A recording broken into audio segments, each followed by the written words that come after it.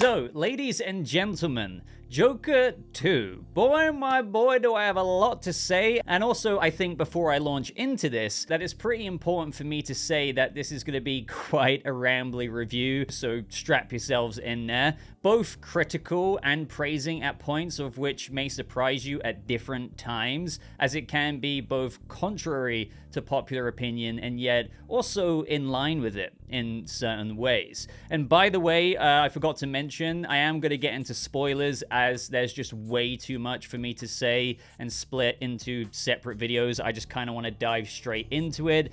And I'm also saying this first because I know there's a lot of people who really dislike this sequel. And if you're one of those who thinks that the movie is arse or whatever else you've heard, I'm not here to take that away from you. My reviews have never really been about decreeing that this is the way you should feel or that this is the right consensus to have. So I just want to say nobody is right or wrong for liking or disliking this movie. And the reason why I know this is a bit of a long intro that I preface this review like that is because this movie has clearly completely subverted expectations of the audience. And the more we'll get into this review, that is arguably the point and the commentary that the movie is making. A good or bad point, that's exactly what we're going to explore for a large portion of this video before getting into anything else in the back half. And so this leads me to the question I keep asking myself after seeing it. I literally only saw it an hour or so ago. Is Joker 2 a horrible movie? No. Is it a great movie? No. Is it what you may have wanted out of a sequel to Joker with what the first film set up? Probably not. And does this automatically equate to, well, it's just complete shit then? I don't think so. But yet at the same time, that also doesn't equate to the movie being good either. It makes it something pretty hard to contemplate, and that's kind of exactly where I'm at, even though I will ultimately land on a certain side of the fence, I think. This is, I think, also take this review as a bit of like, yeah, how are we feeling about this? Let's talk about it together as level-headed as we can. So to truly start off here, Joker 2 is a film that, as many of you know if you've been following me for a while, I've been supporting in its development when talking about the subject of, you know, should it even exist in the first place? I mean, sure, nothing is necessary, just like the first movie, but I was at a place in where after the first film released, I was down to see what was in store with exploring the character even more. I wasn't like crazy gunning for it, but I most certainly wasn't in the camp of saying, what is the point at all? Like, I would definitely say that I was intrigued, and that's where I think the first underlying issues come to fruition in the fallout of the film's release. And what I mean by that is how the first Joker film detailed a grounded Elseworlds character study of the Joker. What made this man become the way he is? Like, how did he get there? And how can we execute that story in an iteration that isn't, you know, super fantastical like many of the comic books are? I was personally quite fond of that exploration for the most part in that first movie, because I often tend to disagree with those who say that in the first film, this isn't the Joker at all. When talking about that subject, I've always felt like it's important to remember that the Joker doesn't actually have a definitive origin story, and the traditionally helmed or deemed canon popularity of the Killing Joke comic even ironically acknowledges that. Sometimes Joker remembers his origin one way, and sometimes he remembers it another. And even in The Killing Joke, we see flashbacks to Joker's life, which is still an unreliable narration, but it gets into his one bad day of being a failed stand-up comedian, losing his wife. The way I saw the first Joker movie from Todd Phillips is this way of showing the mental health decline that the comics have also hinted at outside of a chemical vat. So rather than just one bad day with Arthur Fleck, they executed it in such a way in where Arthur had a bunch of bad days, you could say, in where we saw how Gotham and society's disregard of an existence like his can still transform a person into the comic book villain that we recognize, albeit in a new iteration. Like, it was an adaptation at the end of the day. It had comic book faithful aspects and innovated in areas in the ways you expect, and overall I was pretty happy with it. And by the end of the film, I believe that there's no mistake, in my opinion here, in identifying that with the dance to the crowd gathered in the streets of Gotham City as there was basically full-on anarchy, that as Arthur painted his bloody smile onto his face, he had embraced that role that he unintentionally stumbled into. And when I say stumbled into, I really do mean that. It's important to remember that with the first film, it wasn't really planned. He was even going to kill himself on the Murray Franklin talk show. That's why he brought the gun there. It just turns out that he became, through that series of events, this avatar of something much larger that many people also echo and feel and resonate with in Gotham. And so, with what the sequel tackles in its story, it seemingly deconstructs the full circle journey that Arthur undertook in the first film. And believe it or not, I don't think that's inherently a bad thing. And if anything, I will absolutely say with my chest here that the conflict Arthur experiences in the sequel is arguably an organic story to follow up on, in a sense, but not one that I am personally fully satisfied with at all. Surprise, surprise here. So stay tuned for my fully fleshed out thoughts there before jumping to what you think that I think about the movie until later on. So to get into this issue that I have with Joker 2 or Joker Folie Deux before addressing other aspects of the movie, such as, musical numbers, the pacing, this, that, and the other, we need to address the elephant in the room. And that is the whole idea and concept of this story that they executed in the sequel, through seemingly doing such a pivot in the direction of where things go, especially after the setup and culmination of events in the first film, because that is one of my, I would say, major points in where I'll eventually push back on this. But first, I think we need to acknowledge what they were trying to do. So to jump to it, I mean, spoiler alert, but this is a freaking spoiler review, Arthur dies, and he's not even the Joker of Gotham City that Batman will one day go on to face. Now, I'm not saying that I'm obsessing over, like this universe, Batman, and things like that. I don't think that was forefront and center anyway, but obviously you can argue that's where things are still gonna go, especially with how somebody else is gonna take up this mantle at the end of the film. More on that later. That obviously makes one instantly go, what? Like, why would you do that? What were you trying to do here? And just to make it clear, I totally get it. This was actually the intention of the sequel, whether you agree with it or not, whether you like it or not. But let's try and kind of figure out why the bloody hell they went here in the first place. So one interpretation and deeper meaning of what Todd Phillips was trying to explore is such that the first film displayed the development of this character, Arthur Fleck, who has endured so much but is disregarded and failed in almost every way imaginable in his life. And through a series of events that created the Joker movement that resonated with so many citizens of Gotham, he unintentionally created a symbol larger than the man himself. The point is, this leads to people at the bottom line just not giving a crap about the man underneath the mask, Arthur Fleck, but rather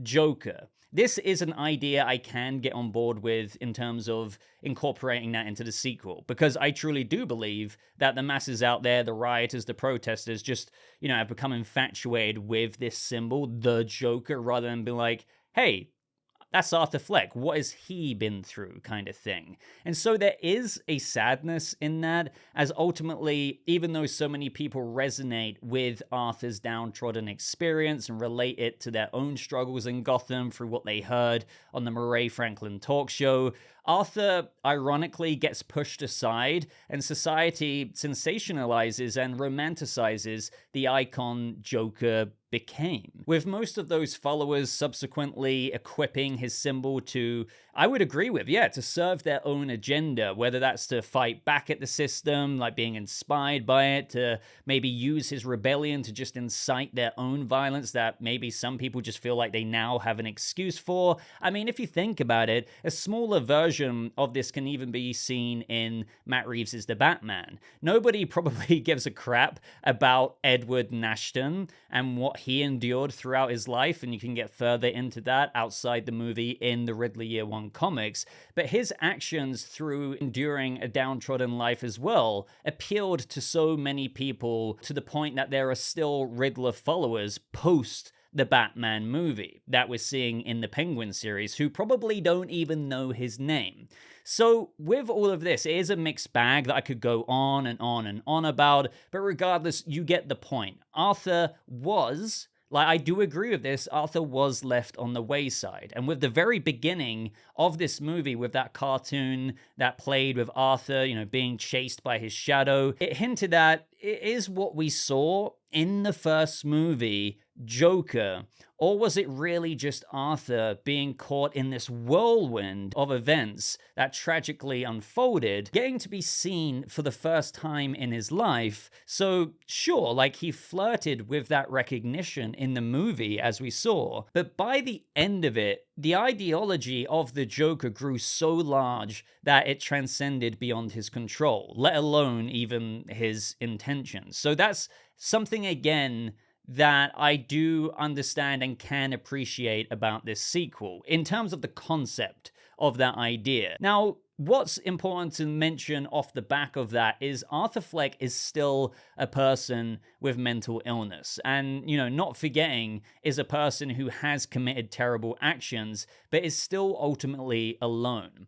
In the sequel, I mean, he's exploited in all kinds of ways by the Arkham guards in, you know, very disgusting ways, by Harley Quinn, who completely manipulates him and falls in love with the idea of Joker rather than the person underneath the unintentional symbol that he created to serve her own fantasy and desires that so many protesters are enamored with, just like her. So Arthur, just to freaking hammer it in again here, who had this experience in the first movie, is once again tragically disregarded, and that makes it a sad tale. What I mean to say at this point of the video is, I cannot deny, after having just seen the movie, that this is absolutely a story that is relevant to explore in the sequel on that concept. It's just, I would have liked it to have been brought up, maybe humanizing Joker again after the first film, but still ultimately going in a bit of a different direction compared to where things did go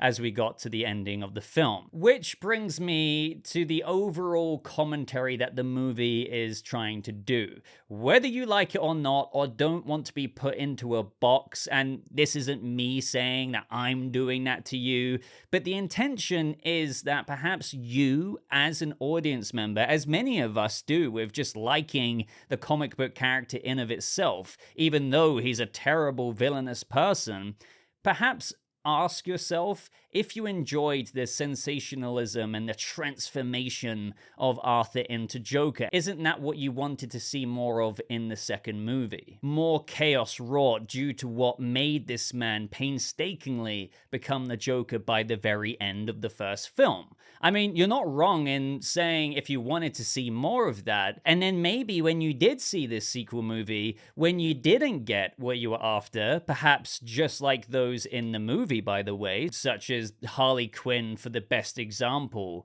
your joy, or rather celebration or lack thereof for the sequel would, you know, and can be argued as conditional, right? Just like how Harley's love was conditional in terms of, as for when Arthur disregarded this symbol that grew too large for him to, you know, embrace by the end of the movie, she dropped him like that. The question is, did we even disregard him and the movie itself and even write it off as pretty crap in a similar fashion. Now, I know what some of you are thinking. Maybe some of you have already typed a comment. I do want to stress that this isn't me ignoring the genuine issues and critiques that the movie has with regards to pacing and some other things of which we will get into later, as I've already said. But I'm just specifically for now talking about this aspect of the movie. And believe me, there is no wrong or right answer here, as hey, a lot of us, as I briefly said a minute ago, like the escapism of watching an anarchic, chaotic villain that isn't, really in our reality, despite how terrible they are, such as Harley Quinn and the Joker. That's what a lot of us went into this movie hoping to see. It's just through perhaps being caught up in that, did we leave Arthur and the meaning of the journey of this character in the first movie on the side of the road as well? I mean, perhaps we didn't see him for who he really was. And the ideology he created doesn't mean that so much him. It's just a byproduct of what was put out there publicly through the man underneath the mask's struggle.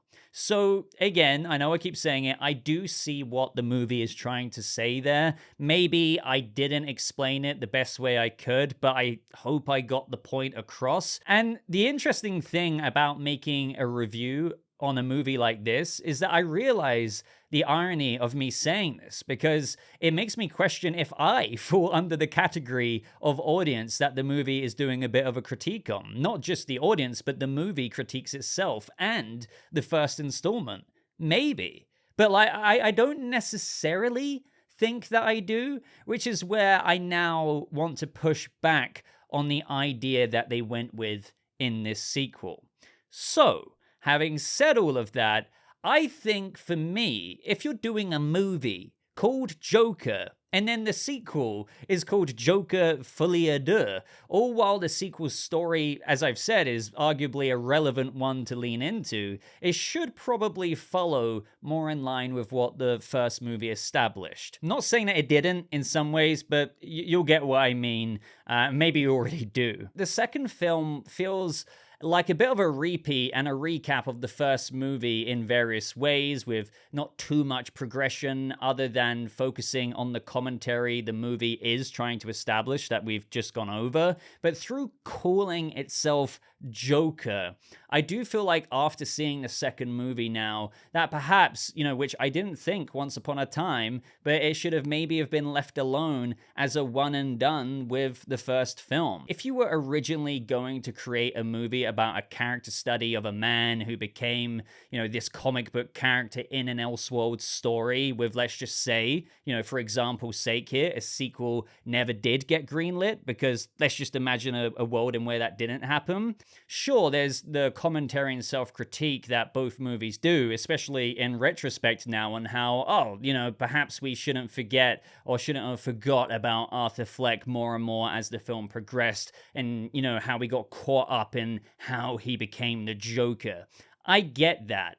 But at the same time, I don't feel like I did. This is where the pushback for me lies a bit, in how maybe it would have just really have been better served as a one-off movie, instead of doing this gotcha with the ending scene of the sequel with Arthur dying. Because I think that the first film did more than enough of a fine job of showcasing Arthur beneath the symbol that transcended him. Like, what I mean to say is, again, I didn't forget about Arthur Fleck, even by the ending dance in where he seemingly embraced the title of the Joker put upon him. How could I forget? It was literally integral to the character's journey of getting there. It was shocking, yet it was tragic, but all the same, by the ending of the movie, despite Arthur's life, he organically became the Joker character in this universe. I don't forget the humanizing aspects of Joaquin Phoenix's Joker character with Arthur's tie into the forgery of this villain. That's why the first movie was so good to me. It wasn't a chemical vat origin and where he just comes out of the bath completely different. it was a compelling journey with so much character exploration that sadly led to the birth of a villain that so many comic book fans found entertaining. So back to my pushback on the sequel here. I think if you're trying to attract DC fans of the Joker character, to see a Joker movie, to then continue his journey in the sequel film to just completely pivot away from what you blatantly constructed in the first film. And especially by the end, as I keep pointing out. It does feel a bit frustrating in a way, even if arguably the ending of the sequel does still birth a Joker character. Now, this is what I meant at the beginning with this review of mine, just in terms of how you can probably tell how I'm being pulled in a couple of different directions, as I don't want to be, I don't want to completely write it off, but I think I do ultimately put my hand up when it comes to just how the first film successfully did a grounded transformation of a tortured soul into the Joker, to then just kind of completely get rid of that in the sequel. Even with the movie's commentary in mind, I don't necessarily view myself here as being a part of that movie's commentary because I didn't get what I wanted. Because I go back to how, if we didn't even get a sequel, the first film very clearly had the intention of making Arthur the Joker by the final scenes. And thus, it kind of makes me wonder if this sequel was really necessary to just have that commentary being established. And I almost get why they went in such a different direction, even though I don't really approve of it personally, as continuing the story of Arthur's Joker with what the first movie achieved in that origin story for the character. Let's just say if you didn't change it this drastically, what would the second movie have been about in a world without Batman at this point? Like Harley and Joker escaping out into Gotham, causing chaos, holding people hostage, maybe going out Bonnie and Clyde style. Sure, it would have been some popcorn fun, but necessary? Probably not. And they likely wouldn't have pursued that. It would have just felt like some optional DLC for the first film. So it's like, to greenlight a sequel, they felt like they needed to actually do something significantly different, even if it's from one perspective at the expense of the first movie's achievements. So was that worth it? Well, for obviously most of the audience, it wasn't. Most people are labeling this as a massive screw you to the fans of the first movie. I personally don't think it's as black and white as that, even though I think you can certainly entertain that subversion of the expectation audiences had going in. And what I mean is, I think Todd Phillips just did actually have a larger ambition with this movie commentary. And I've tried exploring in this review how I think there is a little bit of artistry in that, if you will. But I think it's overall a better DC product, a better, as per the bloody title of the movie, Joker DC comic book character Joker product, if the first movie was left alone with what was created in Arthur by those ending scenes. But then again, despite everything I just said there, the sequel still does technically set up the Joker. But here's the thing, and of course, this is all totally subjective. It's always important to bear that in mind. But I'm just not a huge fan of the ideology of the Joker kind of thing. It doesn't ruin the enjoyment I did get out of this sequel, as it may have completely for others. But it really, really didn't make me love it either. It just kind of made me think by the end of it, like, okay, damn, I get what you're doing. I get it, but okay. Yeah, okay. It really just takes me back to Fox's Gotham, where they didn't really have the rights, as far as I'm aware, to use the actual Joker character in that TV series in a prequel to Batman's story. So, Jerome Valeska, who was essentially the Joker, he died for his twin brother Jeremiah to eventually become the actual Joker. Right before Jerome's death, he said, "I'm more than a man. I'm an idea, a philosophy, and I will live on in the shadows within Gotham's discontent. You'll be seeing me soon. Au revoir." And hey, look, technically it's an idea that people could really like, but for me, I don't know, man. I'm kind of in that general crowd, I do admit here, of feeling as though if you basically have the Joker or a Joker-esque character, for them to not actually be the Joker despite having been very publicly known in Gotham to basically be the Joker, it makes whoever takes up the Joker mantle, unoriginal and a bit of a copycat. And in Joker Folie, Deux, it's arguably worse than in Gotham. In Gotham, Jerome wasn't even called the Joker. In Todd Phillips's Joker, he's literally called the Joker. I don't even need to get into that. So that makes this man who kills Arthur and who carves his face at the end of the movie pretty damn unoriginal. It's a bit of a weird thing to wrestle with because, when I express opinions like this, I do totally acknowledge that this is an Elseworlds tale, an Elseworlds story. You don't have to pertain to traditionalist canon in Elseworlds. I mean, even adaptations of source material innovate with new ideas anyway. And in Elseworlds stories, it's generally understood that you can actually stray even further to create something even more original yet reminiscent. But even with this being Elseworlds and technically still birthing the Joker character in this iteration of Gotham City, I don't think I'll ever really be a proper fan of the concept of the ideology of the Joker. I just prefer there to be, one unique person who became that character. It just didn't suit my preferences as a sequel story to the first film. And also, by the way, no, to me, I don't know where this idea came, maybe I can imagine where this idea came from, but to me it was very obvious that the Arkham inmate who carves his face at the end isn't meant to be a pre-Heath Ledger Joker. It wouldn't make sense at all if you thought about it for like more than 3 seconds with regards to the Christopher Nolan Batman trilogy timeline. I mean, Harvey Dent is in this movie and got half of his face a bit disfigured in that courtroom explosion, which is something I fully expected after seeing that courtroom explosion in the trailers, if you guys remember me theorizing about Dent getting disfigured. And I like that in this movie. It was just a nice little nod to it, right?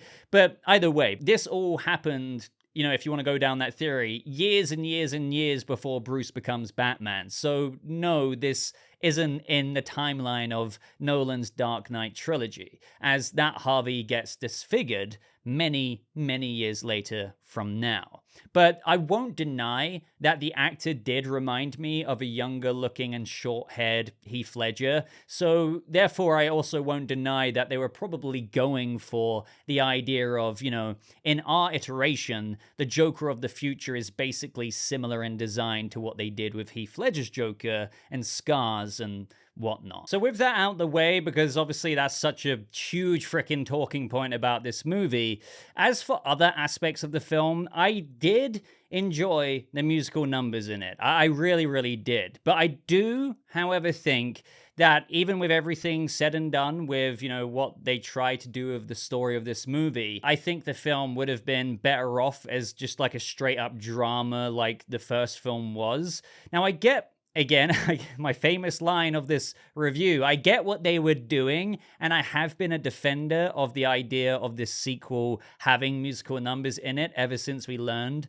about that during development, as it does pertain to the very theatrical characters of Joker and Harley Quinn, especially with a shared madness quality to it. I was like, okay, let's see where we go with this. The thing is, despite being impressed with various numbers more than others and, the various scenes that they did for some musical numbers, I still think it harms the film more than what it achieves. It does, absolutely mess with the pacing quite a bit. At times, it feels like the scenes really get going and you get quite engrossed to see what happens next. And you're like, right, okay, this is really turning into something that I'm enjoying, right? To then it just completely cuts into a sequence of a musical number and it loses that momentum. So unfortunately, even though I was a fan of some of it, and I say that as a guy who isn't super into musicals, it just happens far too many times for me to overlook it in terms of interrupting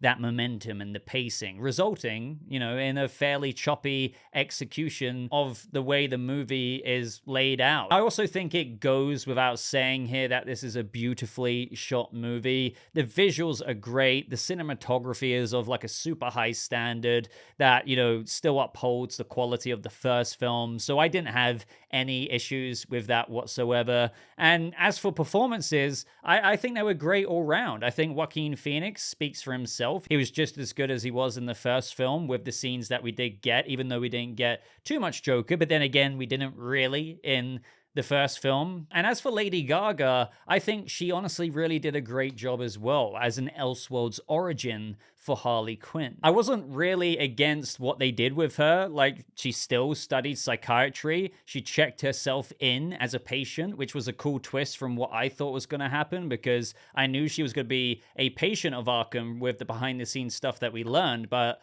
I was just like, wait, how long has she been there? But now we learned that she voluntarily checked herself in. So that worked quite well. And she was, obsessed with the Joker rather than the man himself. That counts as well because, by the time she meets Joker in the comics, like, he's literally the Joker. There's not really a man underneath like there is in this Elseworlds iteration with Arthur. So I was pretty happy with that. I would have liked to have seen her more, but at the same time, I don't think she wasn't in it as much as, other people were saying that she wasn't. And for what it's worth, despite not being a huge fan of the concept of what Todd did with this story by the ending, I can't deny that I think his use of her character was a good use of highlighting the sadness that Arthur experiences through being exploited and not being seen for who he truly is and his struggles and everything like that, which is obviously the root of this sequel. Despite feeling like he finally got recognition in the first film and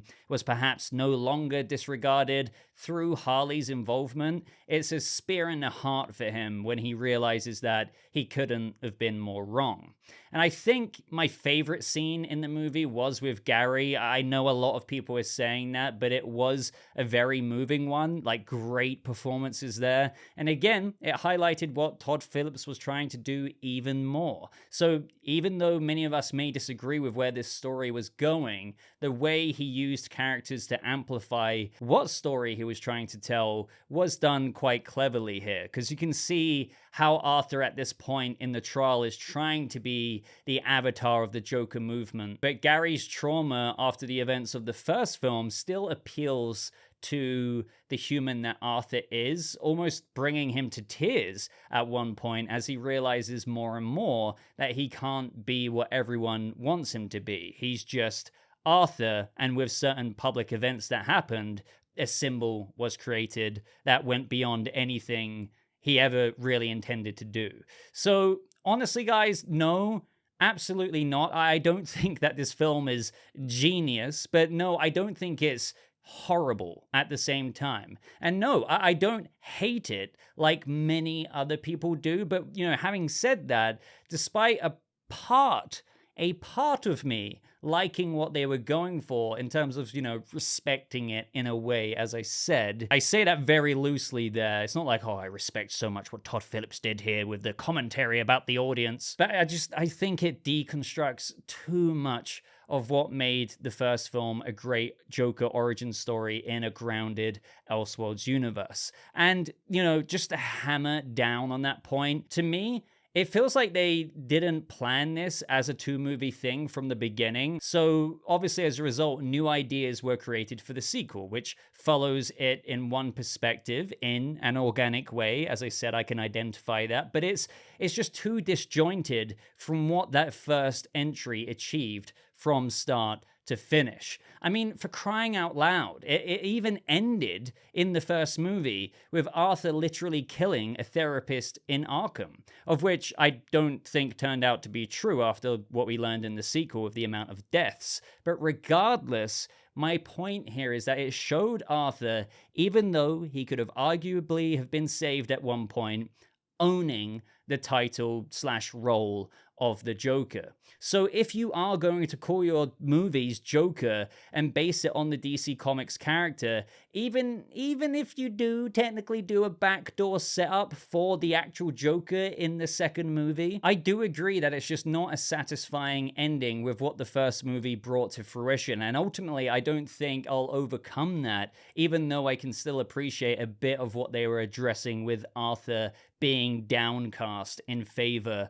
of the Joker symbol. To me, it even feels like kind of random analogy here, but with how you had J.J. Abrams do The Force Awakens, Star Wars Episode 7, and you literally have those exact same characters in Episode 8, but the change in directors and pivot in the story and directions that were established in the first film, well, Episode 7, were just changed, and the same could even be said with Episode 9. It's like that, but with the same director intentionally doing it.